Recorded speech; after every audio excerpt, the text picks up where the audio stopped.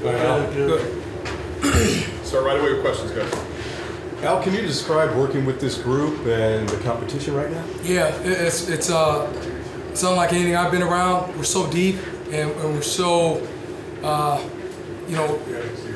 we're so experienced. So like talent and experience is a great combination. And these guys have played a lot of football. We've been focused on the since day one, the details, fundamentals. So they've been very professional in that approach. And just continuing to solidify our identity, who we want to be. And now this is practice 7. So this was practice 7. Now as you get into 8, 9, this is where it matters. And so they are all in. It's great to work with that type of attitude, and they've been making strides. Being a native of Columbus and coaching at Ohio State, can you compare and contrast the cultures and what you bring into the program? Yeah, no, both traditional powerhouses. Obviously, being at Ohio State past 3 years, great program, great history, great culture, right? Not unlike Notre Dame. I say the exact same thing here with our guys. And the men in our room, it's a proud group, and they definitely understand the task at hand. And in games like these, man, it's really all about execution and then controlling that fire, not letting it control you, And so, I think my message to them, and haven't had a chance to be at, Ohio State or Michigan, is that the difference is not between the elite programs and the good programs. It's not, they're in the details. It's not huge things. It's little things. And so just harping on those little things, how you conduct your business, when you're doing a drill, how you finishing, all those little things are really, to me, are separators. And so, and our guys get that, and they've been, they've kind of done that since this whole thing has started. What have you seen from Chris Smith and his adjustment from Harvard to Notre Dame? Yeah, we bust his chops. I said, there's no reason you should ever MA. You went to Harvard. So he has no wiggle room. But he's been great. The team has embraced him. The units embraced him. Again, like good cultures embrace competition. They don't shun it. They embraced him and they have helped him. And he's done a phenomenal job in adjusting. And it's daily, attacking little things in his technique. All right, and he's done that. He's been a pro's pro, and so I'm real excited about having him. And it's been a great addition. And then where have you seen growth from Jacob Lacey throughout the camp? Man, Lacey's a man. The way he handles his business, he is one of those energy givers. He is a leader of the room, and through technique and fundamentals, he has become one of those players that are usually at the POA. So there's a high level of trust in Jacob. And it's a daily, thing. But he works his tail off. He has progressed, mightily. So we're excited about his development. And then Aaronsberger, what have you kind of seen from him as he enters year 3 in college football? Yeah, Alex is another one who is quote unquote an up and comer, and he's trending the right way. He's, those two guys you mentioned are great examples of our depth, and they're relatively mature. And so that also helps. So we just have to continue to get better at the fundamentals and the details. And we got to control what we can control. If we do that, then you have an opportunity to get the results you want. Having a position group with so much veteran experience, how does that help you as a coach? Oh, just phenomenal. So the conversations you're having are,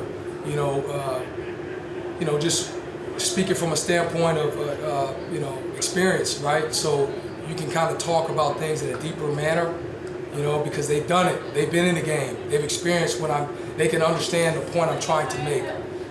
With that, you can do a lot more things, and so it just can't, experience is one of the most important things, and you can't cheat it. No matter if you're a freak talent, experience is experience. And so to have a group with that, it is something great, but that doesn't guarantee you anything. We still got to put the work. We got to put it on tape. But certainly it's a good thing, and it's been, as a coach, it's been a lot of fun to work with. I appreciate those guys in that regard. It's one of those good problems to have, but having so many talented guys with experience in that room, how do you kind of find time for each guy to come in and make an impact? Yeah, you make time. So we're in here till 10, whatever, they can ask me, hey, you need to get some extra film in, we do it. If you want to walk through something extra, we do it. Individual basis.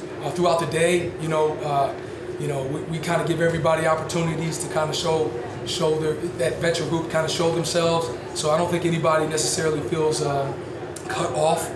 And if they do, then then we talk about it every day. What are you doing to change it? You know, because again, I don't care. I love them all. So whoever plays, you decide who plays, not me. The player does. And so how you approach every day, and they know that. And so I think that keeps everybody engaged, and that helps create that culture that we're trying to establish. If that makes sense. Throughout the summer, I saw you shout out a few of the guys that won the Week Warrior, Yeah. Warrior Award out of your position group. Yeah. Kind of speak to the work ethic of your position group and how proud you were to see a couple of those guys. Yeah, I was proud. That was so. You win the spring, you win the month of June and July, and then you win this month, August. So that was basically, I challenged them. I said, hey, listen, if there's an award to be had, then why aren't we winning it? And so individually, that's the reason I made a deal out of that, was to basically validate. We put it out there, and they answered the bell. And so, like, it may not be a big deal to anybody outside the program. For the men in the program, with our strength coach, Matt Bayless, that is meaningful. And to me, you don't get that award unless you're consistently putting out and you're consistently giving your best effort.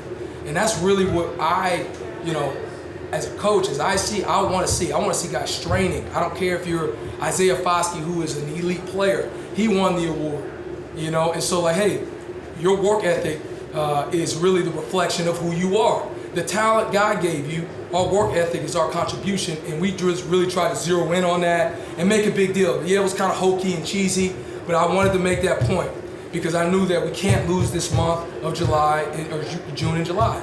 So how do you engage them? You call them out. And I was in there too. I had like a weight loss challenge, and I was out there running, and that's just what it is. That's the environment we have to create.